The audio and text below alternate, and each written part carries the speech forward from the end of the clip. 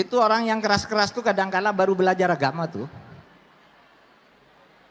Seperti baru kenal belajar agama sedikit lalu menjadi pahlawan.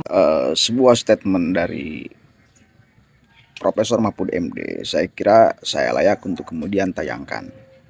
Karena penting sekali di zaman-zaman sekarang, apalagi untuk menghadapi orang-orang yang awam, tetapi kemudian semangat keagamaannya memuncak, semangat keagamaan tinggi. Apakah ada? Oh, banyak. Itu bukan kemudian terjadi sekarang aja. Semangat keagamaan tinggi lalu kemudian dibarengi dengan ketidaktahuan di dalam praktek agama, itu bakal menyebabkan bahkan bukan hanya tidak diterima amalnya, tetapi membuat celaka. Iya dong, membuat celaka, bukan hanya tidak diterima. Kalau tidak diterima udah jelas nggak diterima. Karena wakuluman bighairi ilmin amaluhu mardudatun latuk balu. Siapa orang yang beramal tanpa menggunakan ilmu, maka mardudatun latuk balu, ditolak, tidak akan diterima. Ya. Bahkan satu kali lagi, bukan hanya tidak diterima kalau kita beramal tanpa ilmu, tetapi bakal membuat kita celaka. Bahkan saya kira ini menyindir orang-orang seperti Bahar Smith dan yang lain sebagainya yang merasa bahwa ceramah itu harus keras. Ya. Mencak sana, mencak sini. Hanya bukan ke sekolah negeri tapi dititip ke pesantren karena merasa lebih aman. Moralnya bisa dididik. Dan biaya pesantren sekarang justru lebih mahal dari sekolah di sekolah negeri yang bagus, pesantren-pesantren tertentu. Jadi nah benar itu pesantren itu justru penting dan negara menganggap penting. Sehingga apa? Negara membuat undang-undang pesantren. Karena ini satu sistem pendidikan yang sangat cocok dengan situasi Indonesia. Pesantren itulah sebenarnya tempat membangun Islam yang moderat. Itu orang yang keras-keras tuh kadang-kala baru belajar agama tuh. Seperti baru kenal belajar agama sedikit lalu menjadi pahlawan, mau menjadi syuhada, mau jihad, mau apa. Yang di pesantren tuh ndaklah seperti kita-kita ini.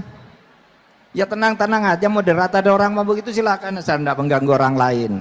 Kamu mau beragama apa silahkan, itu urusanmu. Tapi mari bangun negara ini bersama-sama. Nah kalau saudari pertanyaannya begini, apakah negara menjamin keselamatan di pesantren? Negara ini menjamin keselamatan dari tindakan kriminal di mana aja.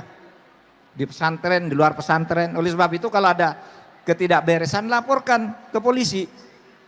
Atau polisi tidak dapat laporan tapi mendengar ada sesuatu, polisi turun tangan kalau ada kriminal di pondok pesantren sekalipun. Oleh sebab itu ada yang dibawa ke pengadilan juga meskipun pengasuh pesantren kan, yang sekarang sedang berlangsung. Bisa, karena sama di mana-mana kejahatan itu bisa saja timbul dari 1000 orang yang berkumpul mungkin aja ada satu orang yang jahat. Di tempat lain juga, di gereja, di lapangan sepak bola, di pasar, pasti ada lah orang yang tidak baiknya meskipun 1, 2, tapi secara umum itu pesantren itu potretnya inilah tempat pendidikan yang cocok untuk membangun negara Indonesia yang ingin membangun moderasi beragama. Saya sangat sepakat sekali bahwa di Indonesia ini pendidikan pondok pesantren itu sangat-sangat kita butuhkan untuk mencetak manusia yang mempunyai moral, mental keagamaan yang moderat.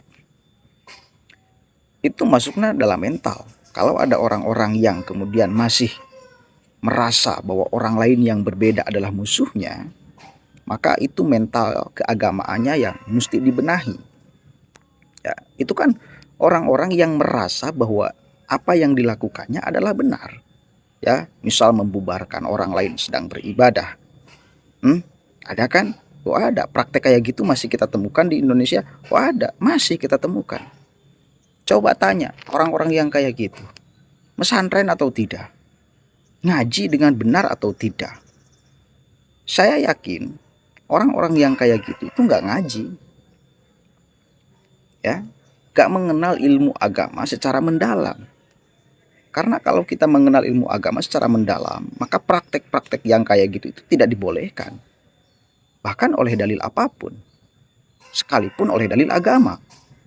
Oleh dalil agama tidak dibenarkan, oleh dalil negara juga tidak dibenarkan.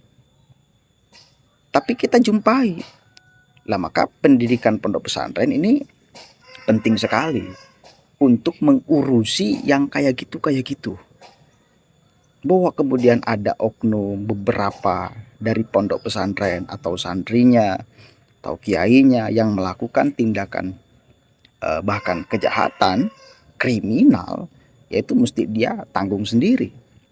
Ya, ada di lembaga pondok pesantren ada. Contoh lagi, satu orang yang awam merasa bahwa dirinya pintar karena tidak pernah mengenyam pendidikan pondok pesantren. Siapa? Sugik Nurharja. Sugik Nurharja itu orang awam, tetapi merasa bahwa dirinya pintar, merasa bahwa dirinya menguasai ilmu agama. Padahal kalau kita cek literasi keagamaannya nol besar, nggak ada. Semangat keagamaan, nggak tahu pura-pura semangat ya. Semangat keagamaan memuncak, ingin membenahi orang lain, ingin jihad segala macam ya. Tetapi karena tidak punya ilmu, akhirnya ngawur, akhirnya ngaco. Ya, itu. Dan itu saya kira juga lagi menyindir orang-orang yang keras. Ustadz yang keras di dalam panggung atau di dalam sikap sehari-hari. Misal contoh Bahar Smith. Dengan gaya karakter ceramah yang seperti itu di Republik ini saya kira sangat tidak cocok. Ya. Dengan kemudian memakai simbol-simbol agama, takbir segala macam di Republik ini seolah kita sedang menghadapi musuh di dalam situasi perang, itu sangat tidak cocok. Nggak cocok. Bahkan Profesor Mahfud MD jelas mengatakan, bila ada yang keras-keras, jangan-jangan itu karena kurang di dalam ilmu agama. Iya, saya sepakat. Ya, kalau kita cek Bahar Smith, banyaklah sekarang itu banyak yang mengkritik ngaji kitab dia, baca kitab kuning dia, banyak. Dia pimpinan pondok pesantren ya. Tetapi ya kita harus lihat sama-sama. Kita harus lihat sama-sama produk santri-santrinya dan produk dia ketika ngajar. Ini kan suka live kan dia. Akhirnya kan dipantau oleh santri-santri, kemudian banyak yang mengkritik dia sekarang. Baca kitabnya salah, nahwu sorobnya kemudian keliru segala macam, banyak. Dan mestinya diterima. Jangan Anda lalu kemudian memframing bahwa ini pembenci turunan Nabi. Enggak, ini persoalan ilmu. Persoalan ilmu itu harus jujur. Yang benar kita katakan benar, yang salah kita katakan salah. Keluarnya dari siapapun. Meskipun dari Habib. Meskipun dari Habib. Terima kasih. Saya hormat betul sebetulnya kepada Profesor Mahfud MD di dalam banyak hal. Di dalam perspektif dia tentang agama, membenahi negara ini, dan banyak hal. Salah satu orang yang kalau dia nyalon presiden, saya pasti akan pilih. Serius, karena komplit loh. Mahfud MD itu salah satu orang yang bagi saya cukup komplit di dalam dia memahami banyak literasi.